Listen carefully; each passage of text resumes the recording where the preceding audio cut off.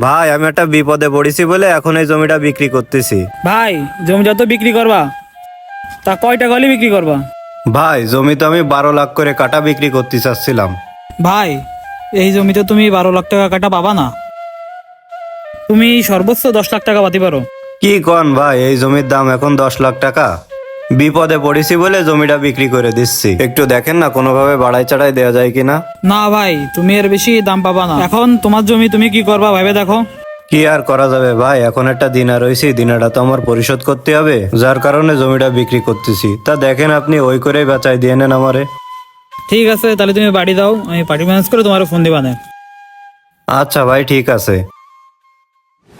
ভাই আপনারা বললাম যে একটা রাস্তার পাশে জমি দেখাতে, আপনি আমার ধানি জমি দেখাতে নিয়ে আসেন কেন? আরে ভাই আপনি একটা জিনিস বোঝেন না কেন, রাস্তার পাশের জমি সচরাচর পাওয়া যায় না, এখন এই জমিটা বেচবে তাই আপনারা দেখাতে নিয়ে আসলাম।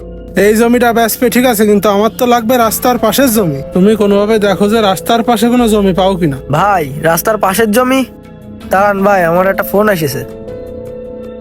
হ্যালো ভাই। হ্যালো শান্ত, রাস্তার পাশে একটা ভালো জমি আছে, তোর কাছে কি কোনো পার্টি আছে? জমিটা কি রাস্তার পাশে আছে একদম? হ্যাঁ একদম রাস্তার পাশের জমি। ভাই তা কত করে চাচ্ছে জমি? দাম তো বেশি না, 15 লাখ টাকা করে কাটা। 15 লাখ করে? তোর কাছে যদি কোনো পার্টি থাকে দাঁড়িয়ে নিয়ে আসিস কেন, জমি দেখাই দিবানে। আচ্ছা ভাই আমি দেখছি। ভাই জমি তো একটা পাইছি। জমি পাইছো, তা কত কিরকম দাম হবে না জমির?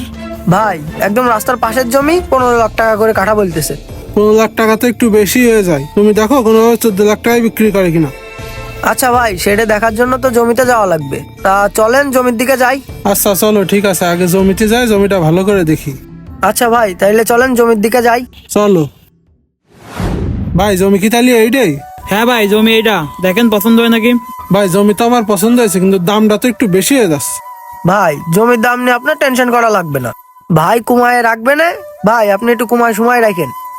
ভাই আপনারা তো এত করে যখন করছেন, তা 14 লাখ করেই দিয়েন ভাই, এরকম আর পারবো না। আচ্ছা ভাই 14 লাখ করে হলে আমি নিতে পারবো না। তা জমি কি আপনার?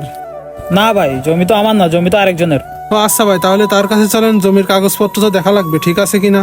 ভাই কাগজপাতি নিয়ে টেনশন নেই, চলেন আমার সাথে, দেখাই দিচ্ছি এখনই। আচ্ছা ভাই তাহলে চলেন। হ্যাঁ ভাই যাবো, আপনি জমিটা একটু দেখতে লাগেন, আমরা একটু কথা বলে আসি। ভাই তাহলে আমার বিষয়টা একটু দেখেন কত কিরাম দেওয়া যায়। আরে ওনে তো টেনশন করা লাগবে না, তোর জন্য আমি 1 লাখ টাকা সাইড করে রেখে দিবানে। ও ভাই চলেন তাহলে জমির কাগজপাতি দেখে নিয়ে নেন। আচ্ছা ভাই চলেন তাহলে। ভাই এতক্ষণ ধরে বসে রয়েছে, আপনার লোক আসছে না কেন? আসবে না ভাই, রাস্তা রয়েছে, চলে আসবে না। ভাই এই যে জমির দলিল পত্র সব নিয়ে আইছি। ভাই জমি কি আপনি বিক্রি করবেন? হ্যাঁ ভাই জমি তো আমি বিক্রি করব, তা আপনি এই জায়গায়? আরে ভাই আমি তো আপনার জমিটা কিনতেছি, আপনার জমি কেনার সময় তো আমি ছিলাম, আপনি তো জমি 8 লাখ টাকা করে কিনিলেন, বেচার সময় 14 লাখ টাকা করে কাঠা, তাই তো বাড়াই দিয়েছেন কেন? কি কন ভাই 14 লাখ টাকা করে কাটা? ভাই তো আমারে কইলো যে আমি 10 লাখ টাকা করে কাটা পাবানে। কেন ভাই আমাকে যে বললো 14 লক্ষ টাকা করে কাঠা। আরে ভাই ওসব কথা তোমরা এখন রাখো, কাগজ নিয়ে এসে কাগজটা দেখো। কি কন ভাই কাগজপাতি দেখাবো? ভাই আমার পূর্ব পরিচিত লোক, তার সাথে আমার খুব ভালো একটা সম্পর্ক, আমার জমি আমি তার সাথে কথাবার্তা বলেই বেচপানে।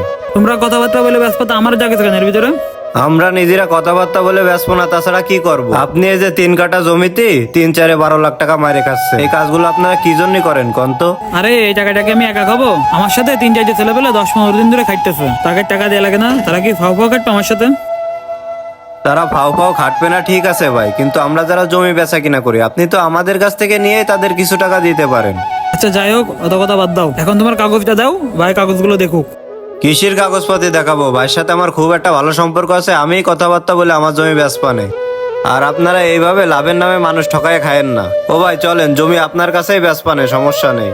আর আপনাদের বলছি, আপনারা এরকম জমি বেচার নামে মানুষকে ঠকানো বাদ দিন। ভিডিওটি ভালো লাগলে একটি লাইক করে দিবেন। অসংখ্য ধন্যবাদ সকলকে।